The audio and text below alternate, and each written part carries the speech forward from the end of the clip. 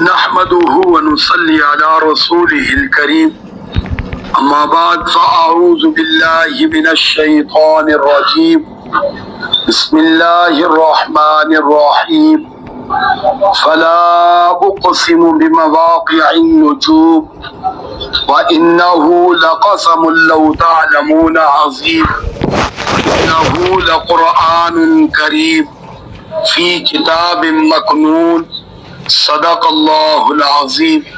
درود شریف اللہم صل علی محمد وعلی آل محمد کما صلیت علی ابراہیم وعلی آل ابراہیم انک حمید مجید۔ اللہم بارک علی محمد وعلی آل محمد کما بارکت علی ابراہیم وعلى آل إبراهيم إنك حميد مجيد۔ اللهم صل على محمد افضل الصلوات۔ 27واں پارہ سورۃ الواقعہ، رکوع نمبر 3 یعنی آخری رکوع شروع ہو چکا ہے، اور اس رکوع کی پہلی 4 آیات مبارکہ تلاوت کی گئی ہیں، اور سورت کی آیت نمبر 75، 76، 77 اور 78 تلاوت کی گئی، اور اس کے اندر اللہ رب العزت نے قسم اٹھا کر بہت اہم مضمون بیان کیا ہے، وہ قرآن کی عظمت اور شان ہے۔ قرآن کی عظمت اور شان ہے۔ فرمایا اللہ تعالیٰ نے فلا اقسم بمواقع النجوم، فرمایا کہ بس میں قسم اٹھاتا ہوں ستاروں کے ڈوبنے کی جگہ کی۔ قسم کون اٹھا رہے؟ حالانکہ اللہ کو قسم اٹھانے کی ضرورت نہیں ہے، وہ ویسے ہی حکم فرما دے تو سر تسلیم خم ہے، جو نہیں کرے گا تباہی میں جائے گا، کیونکہ اللہ رب العزت کی ذات ہے۔ تو اس کے باوجود اللہ رب العزت قرآن مجید فرقان حمید کے حوالے سے فرمایا کہ اس سے پہلے یہ قسم اٹھا رہے اور پھر ساتھ فرما رہے وَإِنَّهُ لَقَسَمٌ لَوْ تَعْلَمُونَ عَظِيمٌ۔ لو تعلمون، اے مخاطب اگر تو جانے تو بے شک یہ بہت بڑی قسم ہے، کیونکہ اٹھانے والا سب سے بڑا ہے۔ کون بولو بھائی؟ اللہ تعالیٰ۔ اللہ تعالیٰ قسم اٹھا رہا ہے، تو قسم کے بعد آپ جانتے ہیں ساری توجہ اس بات کی طرف چلی جاتی ہے کہ اگلی بات کیا ہے۔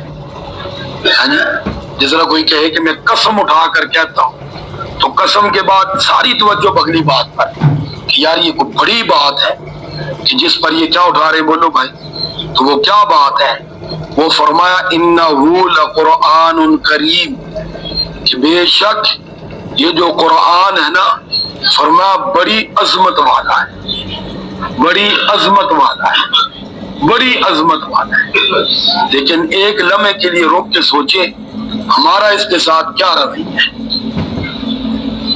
جی ہاں، ہمارا اس کے ساتھ کیا رویہ ہے؟ جس طرح کوئی کسی کو چیز دینے لگے اور قسم اٹھا کر کہے کہ بہت قیمتی ہے، یہ چیز بڑی قیمتی ہے، یہ مجھے بڑی پیاری ہے، اور پھر اگلا بے رخی دکھائے، تو بتاؤ پھر اس کا رویہ کیا ہوگا؟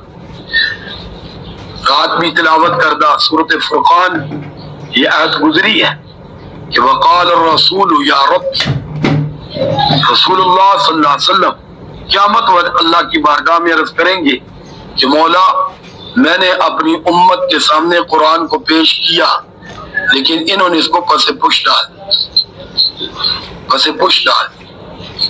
میں اور آپ غور کریں کہ ہمارے ہاں دن، ہفتے، مہینے، بعضوں پر سالوں گزر جاتے، قرآن کھول کر نہیں دیکھا ہوتا، قرآن کھول کر نہیں دیکھا۔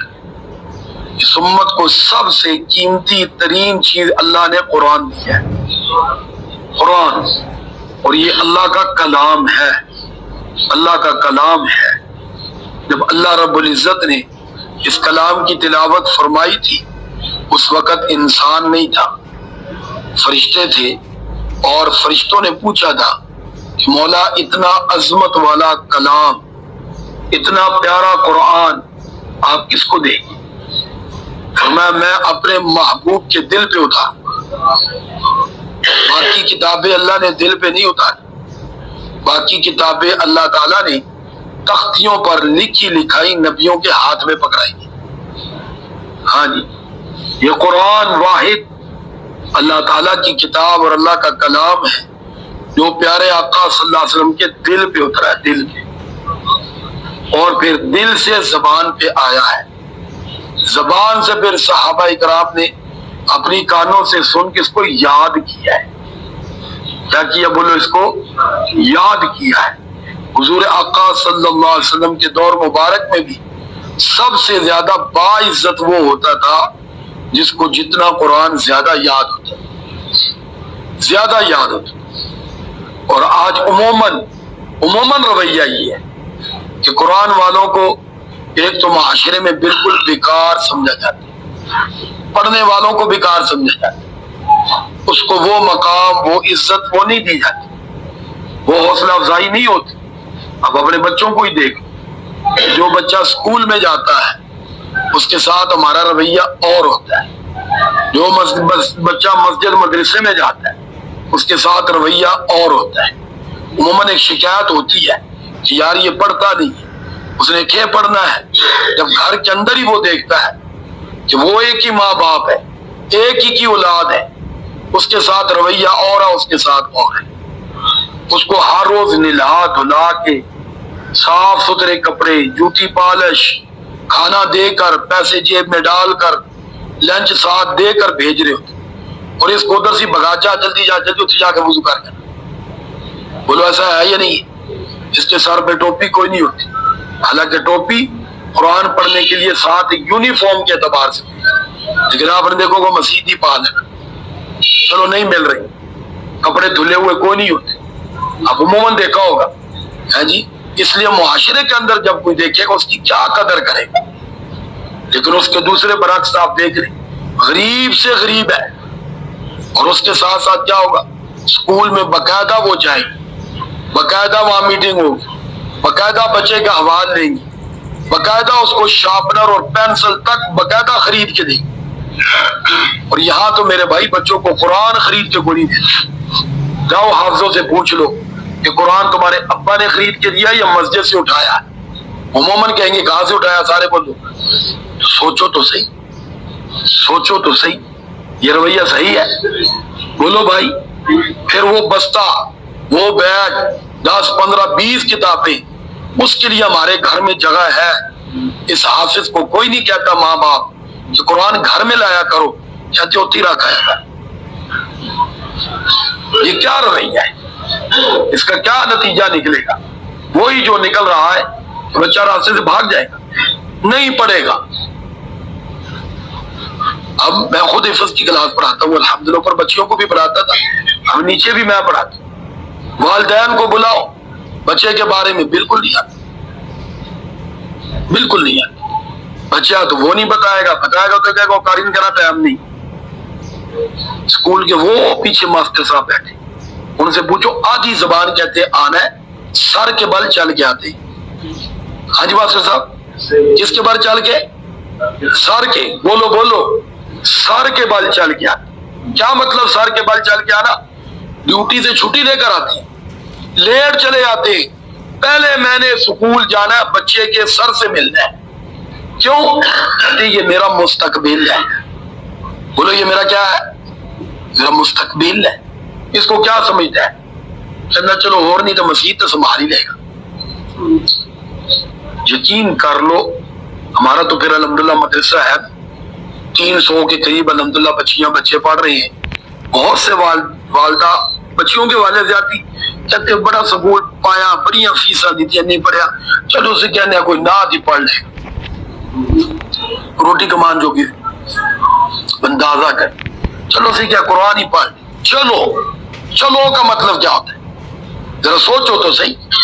میں جو آپ کو کہوں یار میں فارغ بیٹھا تھا اور کام کا، چلو ان کو قرآن ہی سنا دے، اس کا مطلب کیا ہے؟ میں تمہیں سنانا نہیں چاہتا، نعوذ باللہ تمہیں اس قابل نہیں سمجھتا، فارغ تھا، میں نے کہا چلو سنا ہی دیں۔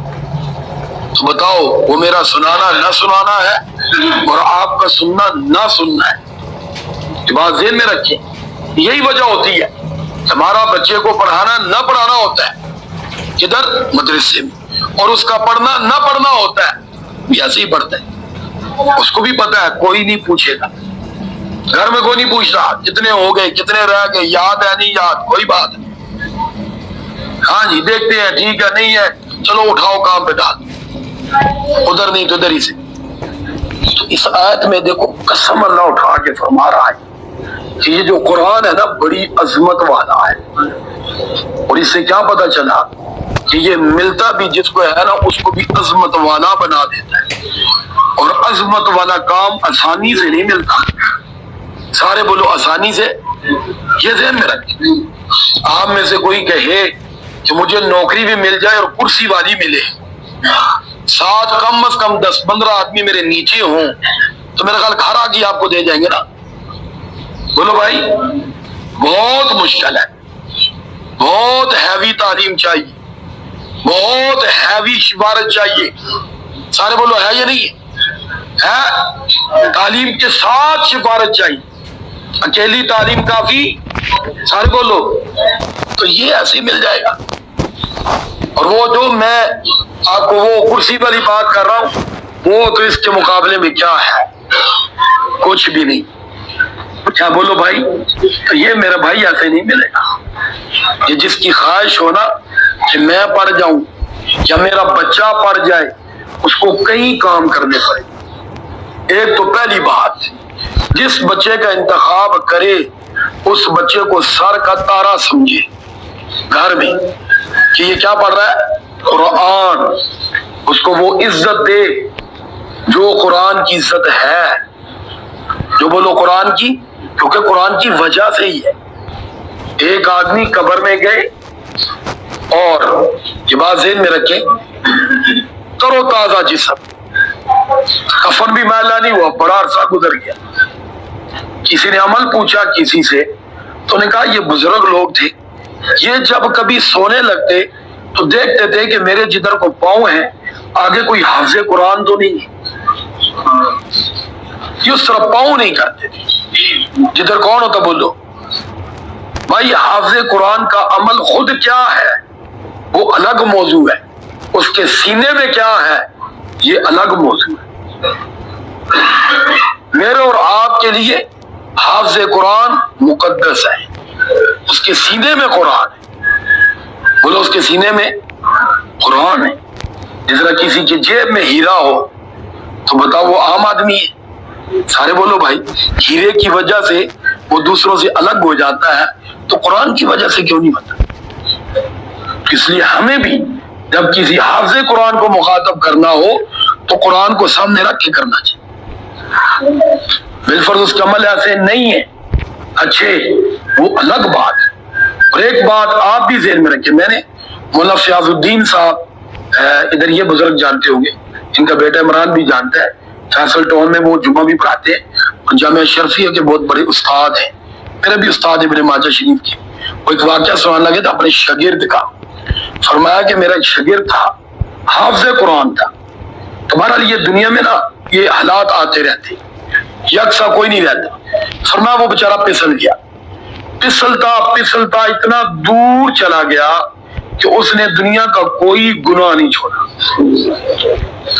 کوئی گناہ نہیں چھوڑا، حتیٰ کہ نشے میں اتنا دور چلا گیا تھا کہ عموماً نشے میں رہتا تھا۔ تو استاد جی فرماتے ہیں میرے ساتھ اس کا سلام دعا رہتا تھا، یعنی آتے جاتے سلام دے دینا استاد سے۔ فرمایا ایک دن میں نے اس کو دیکھا کہ وہ مسجد میں جناب پہلی صف میں تکبیر اولیٰ میں اور بڑی آوازاری اور بڑی عاجزی، تو استاد جی فرماتے میں بڑا حیران ہوا اس کو کون ملا، کس نے اس کو ترغیب دی، کیسے یہ بدل گیا؟ تو پوچھ لیا بیٹا کیا ہوا تجھے؟ انہوں نے کہا استاد جی ایک مرتبہ نشے میں بالکل بس سمجھو آخر میں پہنچا ہوا تھا، تو اچانک مجھے دماغ کو جھٹکا لگا، یار میں تو حافظ قرآن، میرے سینے میں تو قرآن ہے۔ استاد جی فرماتے ہیں کہ پاس اٹھا، وضو کی اور توبہ کی اور اس کے بعد میں نے اس کو دیکھا کہ مسجد میں اس سے زیادہ نیک آدمی کوئی نہیں۔ تو ساجی فرماتے ہیں کہ جس طرح حفظ کرنے والا قرآن کا محافظ ہے تو جس سینے میں قرآن چلا جاتا ہے قرآن اس کا بھی محافظ بن جاتا ہے، پھر قرآن اس کی بھی حفاظت کرتا ہے۔ تو بہرحال اللہ رب العزت فرماتے ہیں انہ لقرآن کریم، یہ جو قرآن ہے نا یہ بڑی عظمت والا ہے۔ اور یاد رکھنا اصل میں قرآن اس گتے والے کو نہیں کہے گی، اگرچہ عثمان کے دور میں یوں آیا، قرآن اصل وہ ہے جو ادھر ہوگا، کدھر ہوگا بولو؟ قرآن کی جگہ کہاں ہے؟ سینہ، کیا بولو بھائی؟ سینہ۔ دیکھو حضور صلی اللہ علیہ وسلم کے دور میں بھی قرآن کدھر تھا بولو؟ سینے میں۔ صحابہ کے کہاں منتقل ہوتا تھا؟ وہ تو آگے جب حفاظ کرام میدان یمامہ میں کثیر تعداد میں شہید ہو گئے تو پھر اس کو یوں ایک کتابی شکل میں یہاں بند کیا گیا، اس کو جمع کیا گیا، ورنہ مسلمانوں کے لیے اصل قرآن سینہ ہے کہ یہ مسلمانوں کے سینوں میں ہو۔ تو اللہ رب العزت فرماتے ہیں فی کتاب مکنون، یہ پوشیدہ کتاب میں محفوظ ہے۔ اللہ رب العزت کی بارگاہ میں دعا ہے اللہ ہمیں اس قرآن کی قدر نصیب فرمائے۔ آخر دعوانا ان الحمدللہ رب العالمین۔ درود شریف پڑھ اللہم صلی علی محمد کما صلیت علی ابراہیم وعلی آل ابراہیم انک حمید مجید۔ اللہم بارک علی محمد وعلی آل محمد کما بارکت علی ابراہیم وعلی آل ابراہیم انک حمید مجید۔ لا الہ الا اللہ محمد رسول اللہ۔